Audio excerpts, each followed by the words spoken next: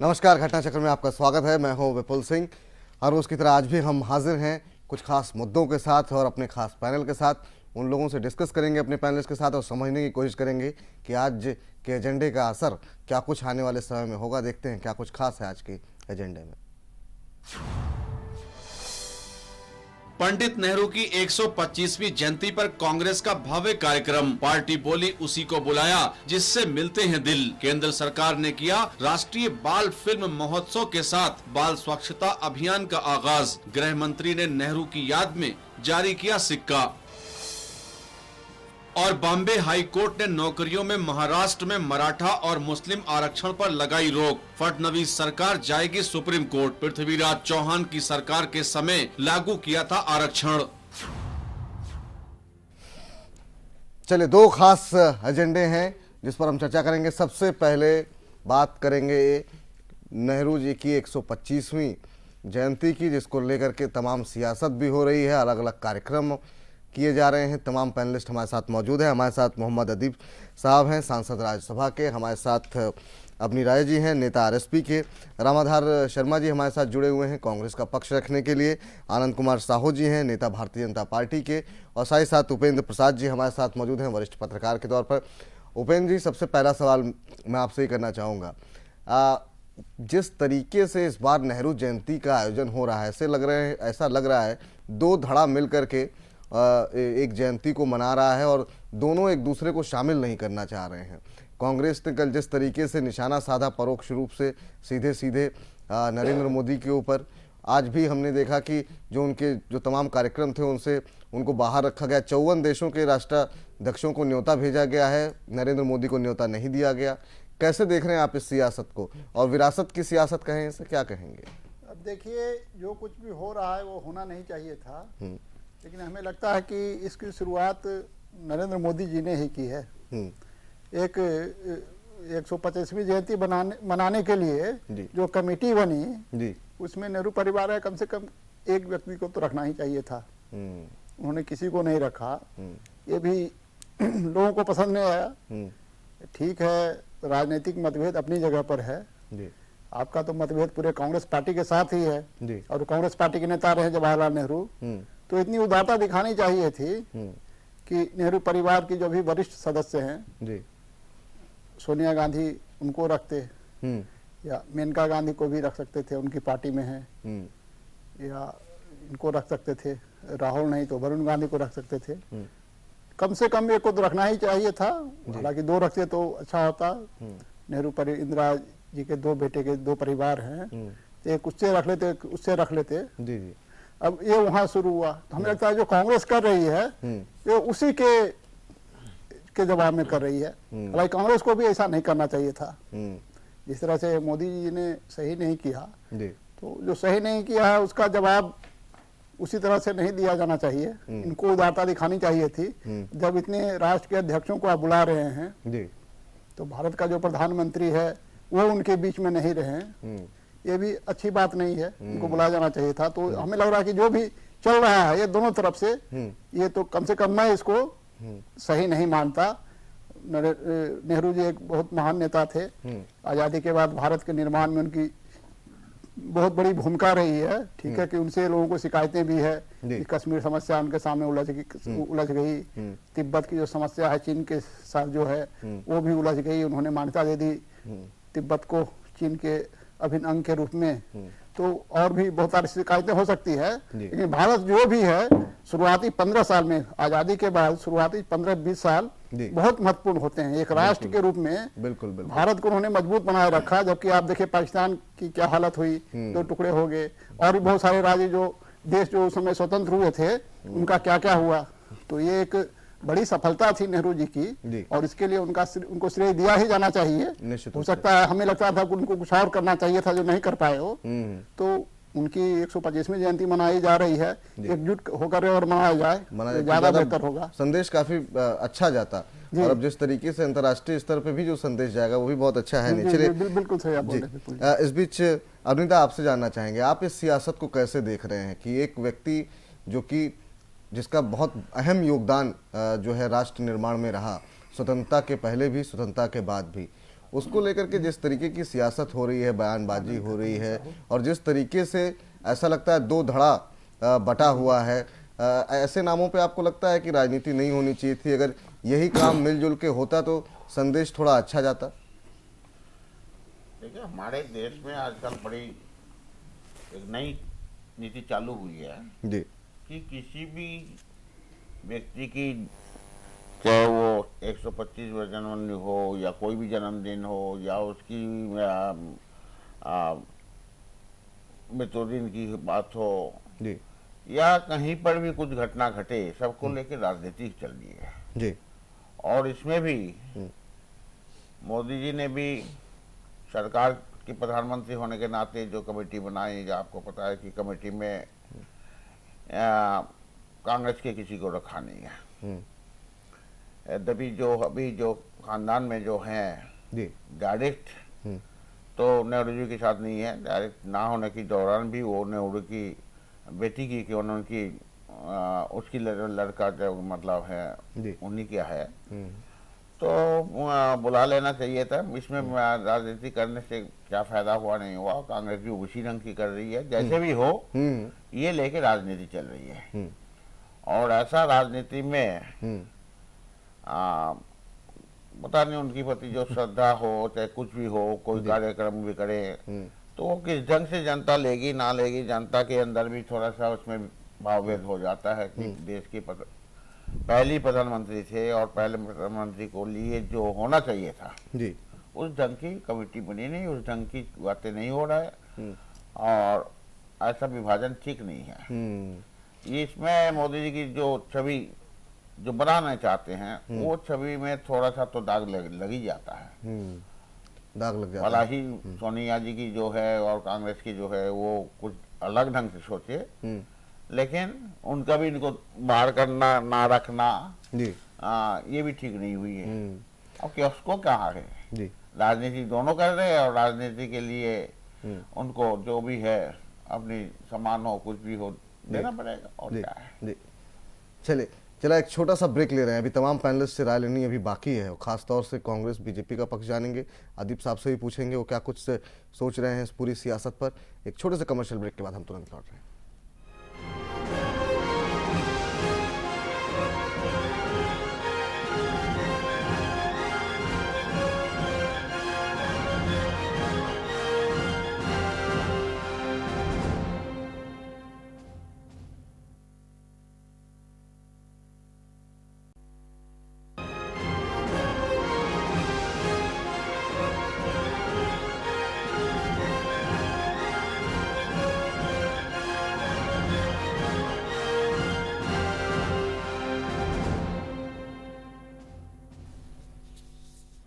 घटना चक्र में ब्रेक के बाद आपका स्वागत है। हम बात कर रहे हैं पूर्व प्रधानमंत्री जवाहरलाल नेहरू की 125वीं जयंती पर जिस तरीके से सियासत हो रही है उसके बारे में। तमाम पैनलिस्ट हमारे साथ मौजूद हैं। हमारे साथ मोहम्मद अदीप साहब हैं, सांसद राज्यसभा के, अपनी रॉय जी हैं, नेता आरएसपी के, रामाधार शर्मा जी हैं, नेता कांग्रेस पार्टी के, आनंद कुमार साहू जी हैं, नेता भारतीय जनता पार्टी के, और उपेंद्र प्रसाद जी वरिष्ठ पत्रकार के तौर पर मौजूद हैं।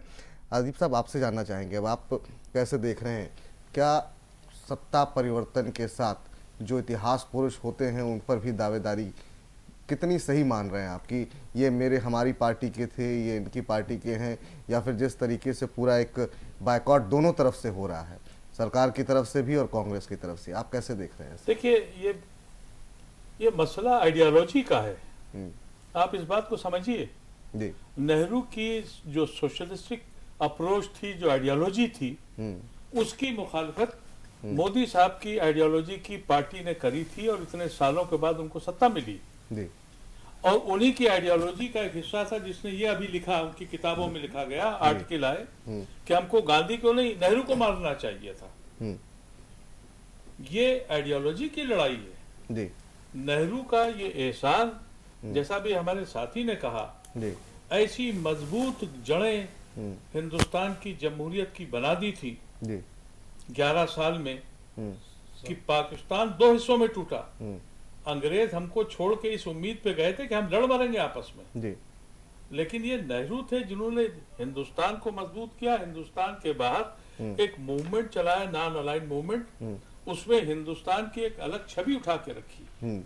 सवाल ये था कि अगर हम अपने नेशनल आइकॉन को पार्टी की तरफ से देखेंगे, ये 125वीं सालगिरह के वक्त प्राइम मिनिस्टर साहब की ये रिस्पॉन्सिबिलिटी बनती थी कि वो अगर अपनी पार्टी के नुमाइंदों को रख रहे थे तो उस आइडियोलॉजी के लोगों को भी लाना चाहिए था जो नेहरू की फिलॉसफी को मानते हैं। और नेहरू की फिलॉसफी और आइडियोलॉजी और उनका कंट्रीब्यूशन ये मुल्क कभी नहीं भुला सकता।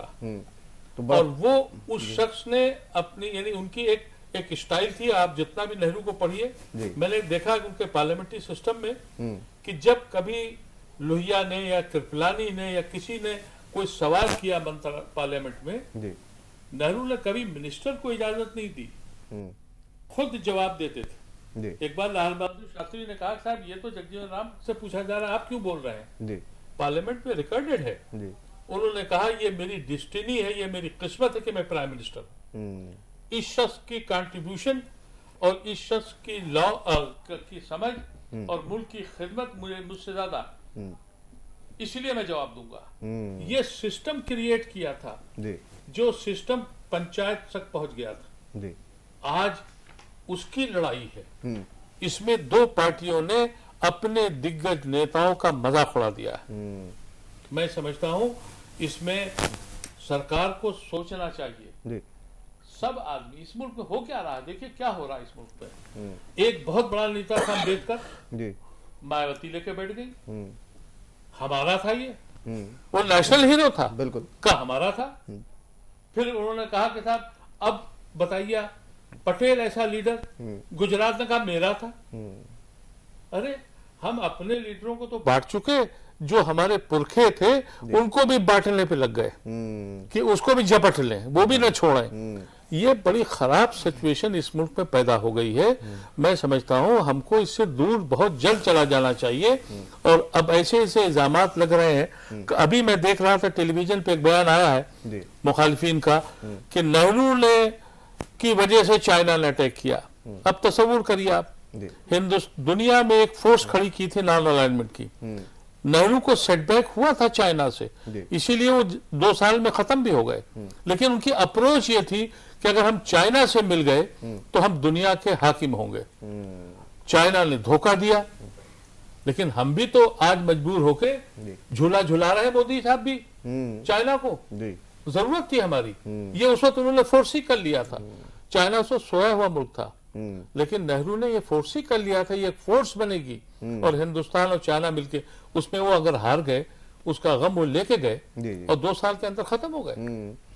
चलिए, पहला जो है आपसे रामाधार जी आपसे जानना चाहेंगे, उसके बाद मैं बीजेपी के पास आऊंगा। एक जो बात अभी अदीब साहब कह रहे थे कि सरकार की तरफ से कमेटी में नाम शामिल करना चाहिए था, तमाम लोग, हमारे उपेंद्र जी भी ये बात कर रहे हैं, लेकिन बड़प्पन तो आपने भी नहीं दिखाया जब आप 54 देशों के, सुन लीजिए, 54 देशों के आप राष्ट्राध्यक्षों को न्योता भेज रहे हैं और अपने ही देश, अपने ही मुल्क के जब प्रधानमंत्री को आप आमंत्रित नहीं करते हैं, तो एक तरीके से एक बड़प्पन तो इसे नहीं कहा जाएगा। और जो संदेश इससे जाएगा दुनिया भर में वो भी काफ़ी नेगेटिव होगा कि एक हम जो हमारे इतिहास पुरुष रहे हैं उनके ऊपर इस तरीके से राजनीति हो रही है देश के अंदर। देखिए, मोदी लेड गवर्नमेंट द्वारा जो कार्यक्रम आयोजित किए जा रहे हैं वो इस देश के टैक्स पेयर के पैसे से आयोजित किए जा रहे हैं। इसलिए वो बाध्यता थी सरकार की कि उसमें जो भी जवाहरलाल नेहरू के परिवार के लोग थे, 2 सांसद उनकी पार्टी में हैं, 2 सांसद कांग्रेस पार्टी में हैं, या और भी जो दूसरे लोग हैं जो गांधीवादी और नेहरूवादी विचारधारा के, आज के दिन में जो उसको कहा जाए जो नेहरू का झंडा उठा के चल रहे हैं, वैसे लोगों को उसमें रखना उनकी नैतिक जिम्मेवारी थी। रही कांग्रेस के कार्यक्रम आयोजन की बात, तो वो एक पार्टी का, एक दल विशेष का कार्यक्रम है, वो राष्ट्र का कार्यक्रम नहीं है। तो दल विशेष का कार्यक्रम है, उस कार्यक्रम में किसे बुलाया जाए और किसे ना बुलाया जाए, ये दल विशेष का विशेषाधिकार है। इस पे दल के बाहर के थोड़ा सा अजीब सा लगता है, वो विशेषाधिकार है, बस इतनी ही। देखिए, तो आपके जो 54 राष्ट्राध्यक्ष को आपने न्योता भेजा है वो तो आपके दल के नहीं है। किसी न किसी रूप से वो नेहरू के विचारों के, उन्हीं लोगों को न्योता भेजा गया है, उन्हीं राष्ट्राध्यक्षों को जो नेहरू के विचारों से प्रभावित रहे हैं। देखिए, नेहरू जी ने अपनी किताब में लिखा है modern India, architect of modern India में, कि सारी दुनिया बदल रही है। उस जमाने में इंसान बदल रहा है, नई नई ताकतें आती हैं। अगर हम इनको नहीं समझते और उनको इस्तेमाल नहीं करेंगे तो अपनी भलाई के लिए और दुनिया की भलाई के लिए हम पिछड़ जाएंगे। ठीक है, हम केवल लंबी बातें करें आप और सभी दुनिया को आगे बढ़ जाए, ये नहीं होना चाहिए। हमें भी दुनिया के साथ आगे जाना। सभी को मैंने बहुत गंभीरता से सुना। इसके और मैं अलावा- एक बात कहूंगा रमादास जी हाँ। और हमारे तमाम मेहमानों को, आमंत्रण पर बात देखिए नहीं बहुत मैं बता रहा हूँ मैं एक चीज कह रहा हूँ कि आज सबसे दुख हो रहा है मुझे कि प्रधानमंत्री जी एक अंतर्राष्ट्रीय सम्मेलन में G20 और दूसरे और जो अंतर्राष्ट्रीय जो है सम्मेलन जो है मीटिंग है उसमें गए हैं। और दूसरी सबसे बड़ी बात, जो सरकार की जो कमिटियां बनी हैं उसमें सरकारी जो मंत्री हैं उनको रखा गया है, पार्टी के किसी नेता को नहीं रखा गया है। जो भी मंत्री हैं हमारे वो सारे देश के लिए मंत्री हैं, वो केवल भारतीय जनता पार्टी के मंत्री नहीं हैं। और मर्यादा यही रही, ये पूछे ना इनसे कि जब इनकी सरकार थी 60 साल इन्होंने शासन किया है मोटे तौर पर, तब जो है कौन कौन से कमेटियों में भारतीय जनता पार्टी के नेताओं को बुलाए, कौन कौन से आयोजन में इनकी सरकार ने हमारे पार्टी के लीडर्स को बुलाया, हमारे राष्ट्रीय अध्यक्षों को बुलाया, कभी नहीं बुलाया। और इस प्रकार की भेदभाव, सुन लीजिए रामादार जी, मैंने बहुत सुना है आपको, थोड़ा सा सुन लीजिए। आप तो देखिए जो भी है वो आप बोल लिए, एक बार मुझे सुन लीजिए। मेरा ये कहना है कि भारतीय जनता पार्टी अगर कोई कार्यक्रम कर रही है तो दिक्कत, सरकार कोई कार्यक्रम कर रही है तो दिक्कत, तो प्रधानमंत्री भारतीय जनता पार्टी का कार्यक्रम है क्या? मैं ये कह रहा हूं, सुन लीजिए, भारतीय जनता पार्टी, एक मिनट, पार्टी का अलग है, सुन लीजिए, मैं वही कह रहा हूं जब भारतीय जनता पार्टी को लगा कि भाई निश्चित रूप से इस महापुरुष के नाम पर हमको कम से कम कुछ ना कुछ कंट्रीब्यूट करना चाहिए। जो एक मिनट कंट्रीब्यूट करके कोई उपकार कर रहे हैं, सुन लीजिए, आपको नहीं, आपने कौन सा काम कर दिया नेहरू जी के लिए? रमाधार जी, आज आपको याद आ रहे हैं नेहरू जी, जब आप समापन की ओर जा रहे हैं, कांग्रेस मुक्त भारत का निर्माण होने चला है, तब आपको नेहरू जी याद आ गए। तब पहले क्यों नहीं याद किए? जब आपकी जो है सरकार थी तब चाचा नेहरू के लिए आप कौन सा काम कर लिए? सारे गांधी, राजीव गांधी, इंदिरा गांधी सब करते रहे, लेकिन नेहरू जी के नाम पे कोई मैं दूसरी बात, बहुत अहम बात कर रहा हूँ, ये जो एक बड़ा आरोप लगाया इन्होंने, कहा कि टैक्स पेयर जो हैं, बड़े बड़े उद्योगपति हैं, उनके पैसे नहीं, टैक्स पेयर सभी नहीं, आप जो है एक तीर से दो निशाना, आपका ये था। तो ये भारत के एक एक जो जन जन का जो पैसा है वही सरकार के खाते में जाता है और उसके जो खून पसीने की जो कमाई होती है उससे होता है। और प्रधानमंत्री जी इसीलिए उस पैसा का जाया ना हो, इसलिए उन्होंने तमाम चीजों को जोड़ दिया। सफाई अभियान करो, जनधन योजना करो और भारत निर्माण करो, जो भी करो, जैसे भी करो, लेकिन देश को आगे बढ़ाओ और शांति प्रिय ढंग से सभी को सम्मान के साथ, सबका साथ सबका विकास का नारा दिया। अब आप लोगों को उससे कष्ट हो रहा है क्योंकि आपको लग रहा है अभी तो नेहरू जी के बारे में, पहले सरदार जी के बारे में बोल दिए तो आपको कष्ट हो रहा है, नेहरू जी के बारे में बोल दिए तो दिक्कत हो रहा है, आगे गांधी जी के बारे में बोल दिए तो दिक्कत हो रहा है। मैं सुनिए, आपको डर क्या है? सुनने के लिए नहीं बैठे हैं, मैं ये कह रहा हूँ, आज नेहरू जी के बारे में हम बात करने बैठे हैं। मैं ये कह रहा हूँ, और उस विषय पे आपको डर है, आपको ये डर है कि ये आपके सारे जो लीडर्स के अच्छाइयों को माननीय प्रधानमंत्री जी ले करके देश का विकास चले एक छोटा सा ब्रेक, आपको डर हो रहा है कि आप जो है दूसरे देश के, आप ये कैसे साबित करेंगे कि वो नेहरू जी के विचारधारा के 54 लोगों को बुला लिए और प्रधानमंत्री जी नेहरू जी के विचारधारा के नहीं, वो कैसे कैसे मालूम? बुजुर्ग सांसद एक साथी बैठे हुए हैं पैनल में, आप बताइए ना, मेरे से ज्यादा अच्छी तरह से याद होगा कि लाल किले पर पहली मर्तबा जब नेहरू जी भाषण दे रहे थे तो उन्होंने कहा था कि मैं इस देश का प्रधानमंत्री नहीं प्रधान सेवक हूं। अब मोदी जी जब अपने आप को प्रधान सेवक कहे तो बड़ी उत्कंठा जगी मेरे मन में, ये भाजपाइयों के मन में सेवक बनने का भाव कब से आ गया? तो मैं जब पढ़ने लगा तो मैं देखा कि ये तो नेहरू जी ने कहा था। अब आप ब्रेक ले और ब्रेक के बाद फिर हम चलिए एक छोटा सा ब्रेक ले, लेकिन ब्रेक पर जाने से पहले जरा देखते हैं सियासत किस तरीके से तमाम बयानबाजी हो रही है। सोनिया गांधी, मेनका गांधी ने क्या कुछ कहा उसको सुनते हैं और एक छोटे से ब्रेक के लिए रुक रहे हैं। आज जवाहरलाल नेहरू जी के उस नजरिए को, जिससे वे भारत को देखते थे, जिसके हिसाब से चलते थे, उसको मिटाने की जबरदस्त कोशिश हो रही है। जो ताकतें ये कर रही हैं, उनका निशाना केवल नेहरू जी के व्यक्तित्व के प्रति नहीं, बल्कि उनकी विचारधारा, उनकी दृष्टि, उनके जीवन भर के संघर्षों, उपलब्धियों और योगदान पर भी है। पंडित नेहरू देश के हैं, कोई एक पार्टी या दूसरी पार्टी के तो थे नहीं, प्रधानमंत्री थे। तो उनको याद करना बहुत अच्छी बात है, सबको याद करना चाहिए।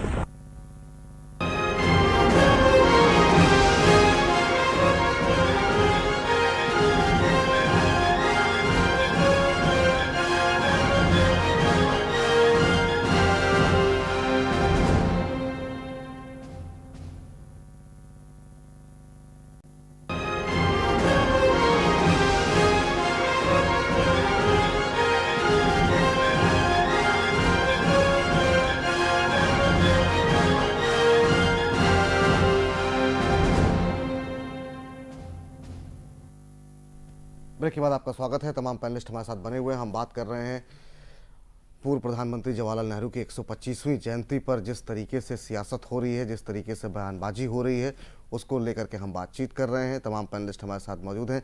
रामाधार जी, जो ब्रेक से पहले हम बातचीत कर रहे थे उसमें एक सवाल यहाँ पर ये कि सरकार की तरफ से भी तो तमाम कार्यक्रम आज आयोजन किए ही गए, चाहे वो बाल फिल्म महोत्सव हो या फिर आज एक जवाहरलाल नेहरू जी के लिए एक सिक्का जो है शुरुआत की गई गृह मंत्री की तरफ से। सवाल ये कि इन तमाम कार्यक्रमों के शुरू होने के बावजूद भी आप लोगों के अंदर इतनी नाराजगी क्यों है? बहुत लोग ये कह रहे हैं, कांग्रेस को ये लग रहा है कि हाईजैक कर रही है बीजेपी नेहरू को, पटेल को, जो उनके पुराने नेता रहे हैं, अपनी तरफ। तो ये एक चिंता है क्या कांग्रेस? नहीं नहीं, कोई चिंता ऐसी नहीं है। पंडित जवाहरलाल नेहरू, महात्मा गांधी, सरदार वल्लभ भाई पटेल, ये सारे लोग, ये महान विभूतियां थी हमारे देश की, और ये सबकी संपत्ति हैं, पूरे मानवता की संपत्ति हैं। ये केवल हिंदुस्तानियों के तो हैं ही विशेष रूप से, और ये कि दल विशेष के ये लोग नहीं हैं। देखिए, जैसे बाल फिल्म के आयोजन की बात आपने कही, मेरा सौभाग्य है कि मैं उन दिनों 5-6 साल का रहा होगा, थोड़ा थोड़ा याद है। आकाशवाणी का एक कार्यक्रम हुआ था और लगभग हम लोग 35-36 बच्चे आए थे और बीच में चाचा नेहरू बैठे हुए थे। निश्चित रूप से आयु उनकी अधिक थी, दादाजी की उम्र के थे, लेकिन चाचा नेहरू ही उनको कहा जाता था।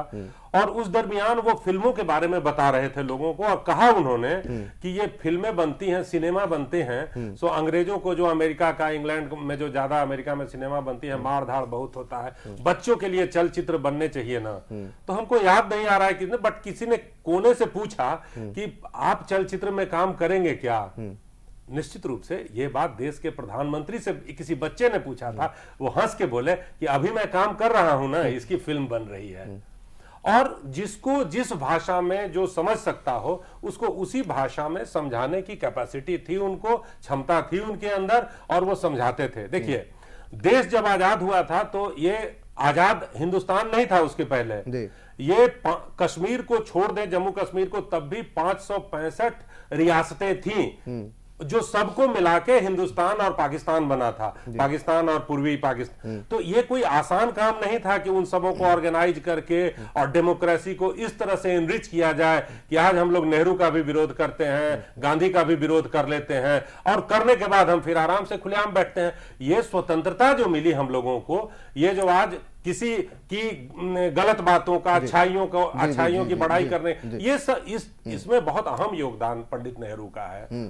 हमें देखिए, धारा 370 पर उनकी आलोचना होती है, मैं बहुत क्रिटिकल, बहुत वाइटल ये चीज है। मैं बताना चाहूंगा आज आपके चैनल के माध्यम से देश के लोगों को कि जिस कैबिनेट में धारा 370 लागू करने का प्रस्ताव पारित हुआ था, उस कैबिनेट में श्यामा प्रसाद मुखर्जी मंत्री थे, कैबिनेट मंत्री थे, और वो उस कैबिनेट में अवेलेबल थे, उपस्थित थे, और उन्होंने इसका विरोध नहीं किया था। और आज उनकी बनाई पार्टी जनसंघ और भाजपा वाले बोल रहे हैं, हम लोग दूसरी तरफ जा रहे हैं। चले, ये आप, ये जो है ना, आपको मौका दिया गया ज्यादा बोलने के लिए, उसका नाजायज फायदा कम से कम मत उठाइए। तो ये कोई गलत बात नहीं, गलत बात है, ऐतिहासिक बिल्कुल गलत बात तथ्य है। श्यामा प्रसाद मुखर्जी और दीनदयाल उपाध्याय जी, इन सब के बारे में आप और हम बोल नहीं आप सकते। अगर देखना सुन चाहें लीजिए, तो दस्तावेज उपलब्ध है, आप देख सकते हैं। ऐतिहासिक पुरुष रहे हैं और वो जो विचारधारा को लेके चले, वो आज वही विचारधारा पे पूरी पार्टी खड़ी है, भारतीय जनता पार्टी, और उसी का आज शासन यहाँ देश में आया है और कांग्रेस मुक्त का निर्माण भी उन्हीं के विचारधारा से हो रहा है। इसीलिए आप लोग ज्यादा जो है ये उनको बहुत ज्यादा आरोप मत करिए। और दूसरी बात, आपके जो नेता हैं, युवा नेता, वो कहते हैं कि एक तरफ स्वच्छता और भलाई का काम करते हैं, दूसरी तरफ जहर फैलाते हैं। ये जो बात करते हैं किस समय में, अभी बात हम लोग पंडित नेहरू की मैं वही कह रहा हूं, पंडित नेहरू जी के जन्म के पूर्व, जयंती के पूर्व संध्या में इस प्रकार की भाषा प्रधानमंत्री जी के बारे में इनडायरेक्टली कहना क्या इस देश में शोभा होता है? जो व्यक्ति इसीलिए प्रधानमंत्री जी ने कहा कि जो सबसे अधिक जहर चखा है वही जहर उगल रहा है, और इसीलिए आपके नेता जो है इसीलिए फ्लॉप युवराज बन गए साहब। अब और अच्छा है, उनको और आगे लाइए और फ्लॉप हो जाएंगे। इंदिरा गांधी की जयंती आ रही है, हो जाएगा। अब क्या आगे आने वाले समय में जो तमाम इतिहास पुरुष रहे हैं, क्या आपको लगता है कि धीरे धीरे उसमें ये जो दावेदारी भविष्य में और ज्यादा बढ़ती हुई दिखाई देगी, कांग्रेस, बीजेपी, तमाम पार्टियों की अलग अलग नेताओं की तरफ से? देखिए, मैं किसी पे पर्सनल अटैक नहीं करना चाह रहा, ना मैं इस इश्यू से बाहर हटना चाहता हूँ। मैं सिर्फ आपको ये बताना चाह रहा हूँ कि अब आइडियोलॉजी नहीं, अब मार्केटिंग होती है। अब एक नया सिस्टम शुरू हुआ कि आप मार्केट कैसे करते हैं। अनफॉर्चुनेटली इस वक्त जो सरकार है उसके पास मार्केट करने के लिए ऐसा कोई प्रोडक्ट नहीं है जिससे वो क्योंकि कांग्रेस अपनी आइडियोलॉजी से जब हटी तो मैदान साफ मिल गया और आज की सरकार आ गई। वो उनकी वजह से नहीं आई, बल्कि अपनी गलतियों से इन्होंने नेहरू और गांधी की आइडियोलॉजी से किनारे हटे और वो स्पेस मिला, वहां दूसरी सरकार आ गई। अब वो सरकार जो इस वक्त पावर में है वो चाहती है कि हम कैसे करें, इनके पास कोई प्रोडक्ट नहीं है। तो इन्होंने गांधी जी को पकड़ लिया। गांधी जी ने पूरी जिंदगी इस पे लगा दी कि दिलों को साफ करो, इनका सड़क साफ करो। आइडिया गांधी जी का लगा, चश्मा लगा दिया, कहा दिल साफ तो गद्दे करेंगे, हम सड़क साफ करेंगे। पटेल जिस शख्स ने इस पार्टी के बानियों के ऊपर चार्ज लगा के और जिसको बैंड लगाया, कहा ये हमारे लीडर है। तो ये एक मार्केटिंग का कॉन्सेप्ट चल गया है। अनफॉर्चुनेट ये है कि जो कांग्रेस के जो गांधी और नेहरू को मारने वाले लोग थे, ये कहीं सो गए। और आज भी मोदी साहब को पावर लेने के लिए आप देखिए, गांधी का ही नाम लेना पड़ता है उनको पावर में कितनी आ जाए। वो गुलगारकर जी का नाम नहीं लेते हैं। पावर में आने के बाद वो फिर वो आइडियोलॉजी चलाते हैं, लेकिन वोट हासिल करने के लिए हमेशा गांधी जी का ही नाम लेते हैं। तो वो आइडियोलॉजी को कायम करना इस देश के लिए जरूरी है। और मैं समझता हूं कि नेहरू ऐसा लीडर दुनिया में अपने मुल्कों में बहुत कम पैदा होता है जो पूरी अपनी कौम को, अपने मुल्क को एक राह दे के छोड़ के जाता है। अगर हम वो रास्ता छोड़ देंगे तो हम बहकते ही रहेंगे। जी अरविंद, आपसे बहुत संक्षेप में जानना चाहेंगे, ये तो अच्छी बात है कि अगर कोई दूसरी पार्टी की सरकार भी बनती है और वो इसी तरीके से सजो करके और लोगों को आइडियलाइज करके अगर आगे बढ़ रही है, आप इसमें आपत्ति देख रहे हैं क्या?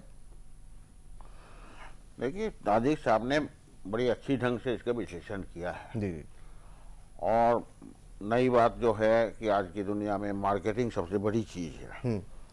उससे अलावा जो है कि किसको लेके हम आगे बढ़ सकते हैं वोट राजनीति में, और चुनावी राजनीति में हम जिसको लेके आगे बढ़ पाएंगे उसी को हम कब्जा करेंगे।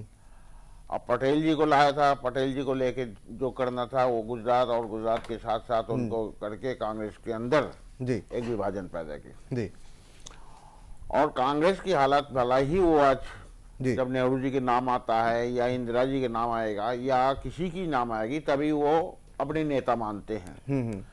लेकिन जहां तक नेहरू जी या गांधी जी की बात है, ये किसी फैमिली की या किसी एक जगह की नहीं है, ये पूरे देश की नेता थे। बिल्कुल सही कह रहे हैं, बिल्कुल पूरे देश की नेता थे। बिल्कुल। और एक देश की नेता होने के बाद उनकी कुछ नीतियां जो बार बार कह रहे हैं आइडियोलॉजी की बात है जी, उनकी जो जो अपनाया था जी जी जी जी, अब उनसे हटकर जी, कांग्रेस चले गई, नॉन अलाइंड मूवमेंट इसीलिए बिल्कुल ठीक। इसीलिए गांधी जी भी चाहते थे कि आजादी के बाद ये पार्टी का हो उसको समाप्त किया जाए। कांग्रेस पार्टी को ही वो खत्म करना चाहते थे, बहुत ताकि वो, क्योंकि वो आजादी की लड़ाई की पार्टी हो गया, किसी का एक व्यक्ति या एक कुछ विचारधारा समय समाप्त हो रहा है सर। उपेंद्र जी फाइनल कमेंट आपकी तरफ से। स्वतंत्रता की संग्राम के लिए वो बनी एक बहुत बड़ी एक विचारधारा जो पार्टी थी, चलिए वो पार्टी नहीं सर, उपेंद्र जी नहीं चाहते थे। और आज जो दुविधा बनाई जा रही है इसी कारण हो रहा है क्योंकि कांग्रेस जो है ये मान रही है। चलिए ब्रेक का वक्त हो गया, ब्रेक का वक्त हो गया, एक छोटे से ब्रेक के लिए रुक रहे हैं फिलहाल। इसीलिए मोदी साहब जो है अच्छे चीजों को अगर लेके चले फिलहाल एक छोटे से ब्रेक के लिए रुक रहे हैं, ब्रेक के बाद आज का दूसरा एजेंडा।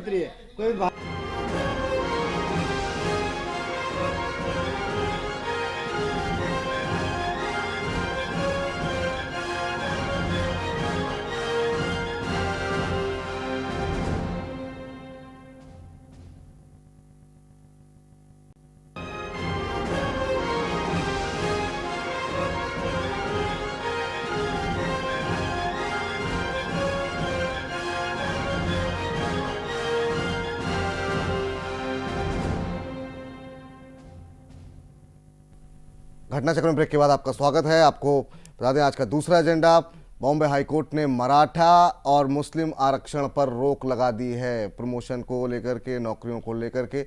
हालांकि शिक्षा में मुस्लिम आरक्षण जारी रहेगा और इसको लेकर के बॉम्बे हाईकोर्ट में के इस फैसले के खिलाफ फडणवीस सरकार जाएगी सुप्रीम कोर्ट। आपको बता दें कि पिछली पृथ्वीराज चौहान सरकार के समय में ये आरक्षण को लागू किया गया था। समय की कमी है तो सभी पैनलिस्ट से मेरा निवेदन है कि बहुत संक्षेप में अपनी बातें रखें ताकि सभी को अपना बातें रखने का मौका मिल जाए। मोहम्मद अदीब साहब हमारे साथ मौजूद हैं, सांसद राज्यसभा के, अपनी रॉय जी हैं, नेता आरएसपी के, रामाधार शर्मा जी हैं, कांग्रेस पार्टी से आनंद कुमार साहू जी हैं, भारतीय जनता पार्टी के नेता, और साथ ही साथ उपेंद्र प्रसाद जी हमारे साथ मौजूद हैं, वरिष्ठ पत्रकार। उपेंद्र जी आपसे ही शुरू करना चाहेंगे।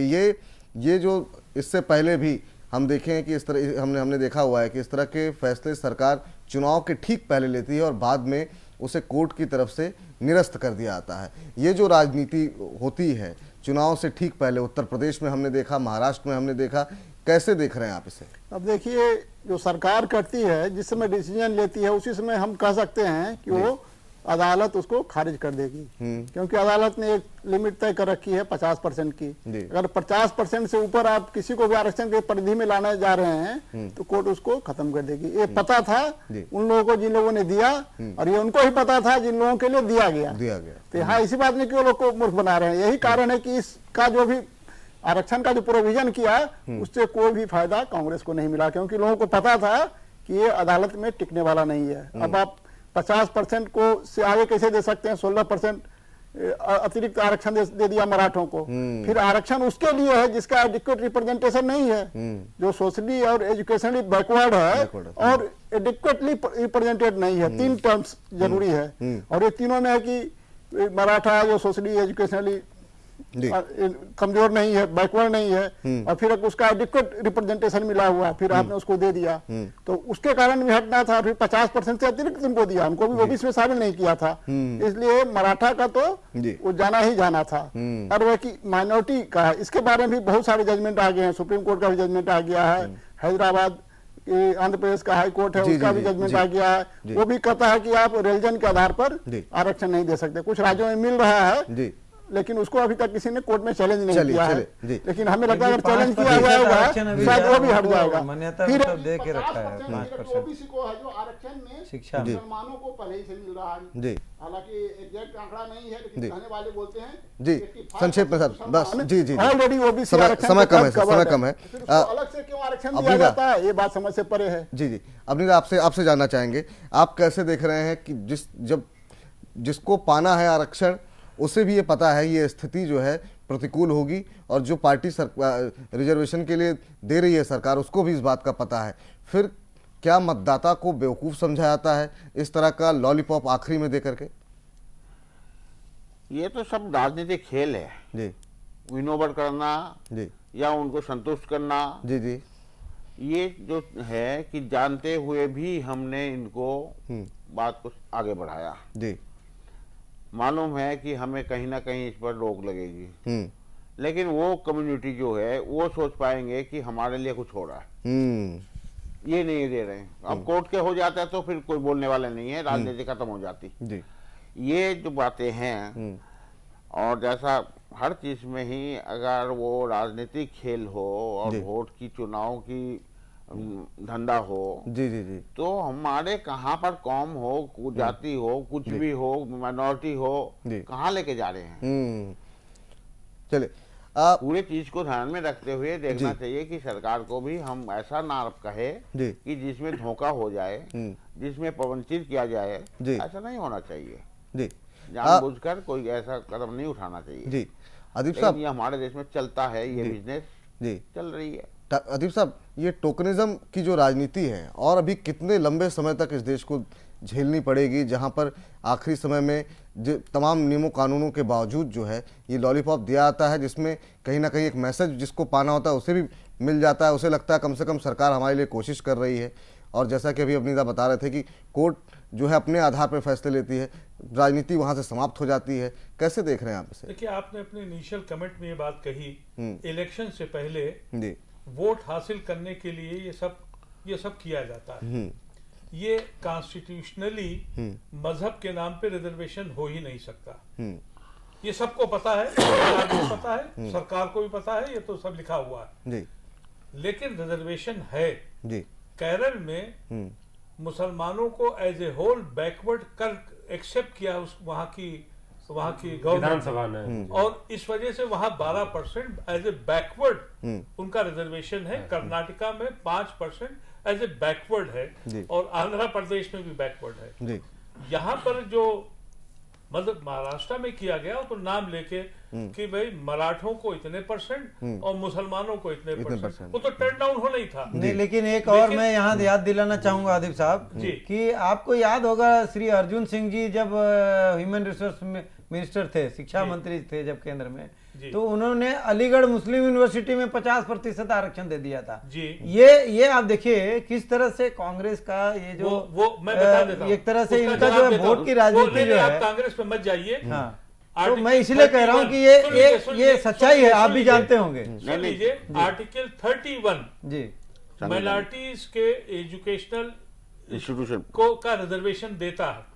कॉन्स्टिट्यूशन ये कहता है कि any institution established by minority managed by minority will remain be a minority institution, and 50% उनको राइट होगा, ये कॉन्स्टिट्यूशन में है, 50% राइट होगा कि अपनी कम्युनिटी के उन लोगों को जिनके लिए वो इंस्टीट्यूशन खुला है। आदिप साहब, आपको पता नहीं होगा, मैं एक बात बता रहा हूँ, मैं सुन लिया, एक बहुत अहम बात बता रहा हूँ, मैं समय नहीं है, एक बहुत अच्छा बात बता रहा हूँ मैं आपको। अर्जुन सिंह साहब वाली बात की तो मैं उसको क्वालिफाई कर रहा हूँ, मैं उसका एक उसका हिस्सा रहा हूँ, मुझे ध्यान है वो, मैं एक बात याद दिला रहा हूँ, वहाँ माइनॉरिटी इंस्टीट्यूशन दिया गया। उन्होंने कोर्ट ने ये कह दिया कि अलीगढ़ मुस्लिम यूनिवर्सिटी माइनॉरिटी इंस्टीट्यूशन है ही नहीं, इस वजह से बाउंडर खड़ा हो गया। लेकिन जब कॉन्स्टिट्यूशन में अमेंडमेंट आया था इंदिरा जी के जमाने में, तो ये कहा गया था कि सुप्रीम कोर्ट ने कहा था कि जुड़ा हुआ मैं बात कह रहा था, और एक बहुत मुख्य बिंदु बोल रहा था, वो तो माइनॉरिटियों ने बनाया, लेकिन यूनिवर्सिटी ब्रिटिश पार्लियामेंट ने बनाई 1920 में। जी। तो उसके लिए एक पार्लियामेंट में एक अमेंडमेंट हुआ कि ANU और अलीगढ़ का स्कूल दोनों माइनॉरिटी ने स्टेब्लिश किए थे। चलिए, इस ग्राउंड पे उनका 50%। चलिए, सब समय नहीं है। रमाधार जी इसमें आप इसको पार्टी नहीं, उसमें और एक अहम बात बता रहा था, छोटा सा सवाल जब आपको पता था, मैं बता लेता हूँ बहुत संक्षेप में, उसमें बहुत एक अहम बात बता रहा हूँ। ऑलरेडी वहां पर उस यूनिवर्सिटी में लगभग 70 से 80% हमारे मुस्लिम समुदाय के छात्र छात्राएं पढ़ते थे। अब इन्होंने सुन लीजिए साहब, अब इन्होंने क्या किया, ये 50% करके उल्टा घटा दिया। अब ये जो राजनीति है, नहीं पता है, मुझे पता है, वहाँ पता है, मुझे पता है। मुद्दे पे आते, छोड़िए, जो आपने ये काम किया, आपको पता था कि कांग्रेस इसको गवर्नमेंट ने वंचितों के लिए रिजर्वेशन का प्रावधान किया, उसमें कुछ मराठा लोगों 16% मराठा, आपको पता था कि कोर्ट इसे सारे मराठे रिच नहीं है, सारे मराठे 16% मराठों को आरक्षण 5%। लेकिन उसमें कोई तकनीकी खामी रह गई होगी जो पूरा नहीं कर पाई होगी समय कम रहने के कारण। अब उसको हाईकोर्ट ने निरस्त कर दिया, उच्च न्यायालय, माननीय उच्च न्यायालय ने। अब वर्तमान सरकार के मुखिया ने कहा है कि मैं उन खामियों को दूर कर सर्वोच्च न्यायालय में अपील करूंगा।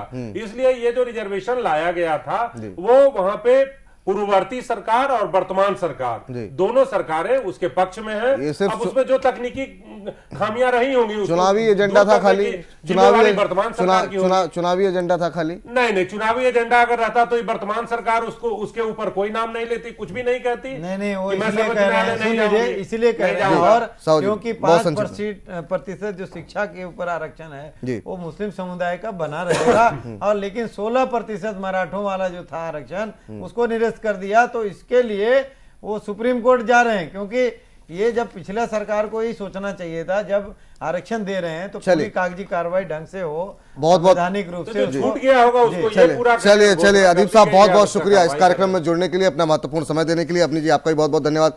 रामाधार जी, आप इस कार्यक्रम में जुड़े, बहुत बहुत शुक्रिया आपका। आनंद जी, बहुत बहुत शुक्रिया आप इस कार्यक्रम में जुड़ने के लिए, और उपेंद्र जी आपका भी बहुत बहुत धन्यवाद इस कार्यक्रम में जुड़ने के लिए। फिलहाल घटना चक्र को यहीं समेटते हैं। तमाम बड़ी खबरों के लिए आप देखते रहिए जय हिंद टीवी। नमस्कार।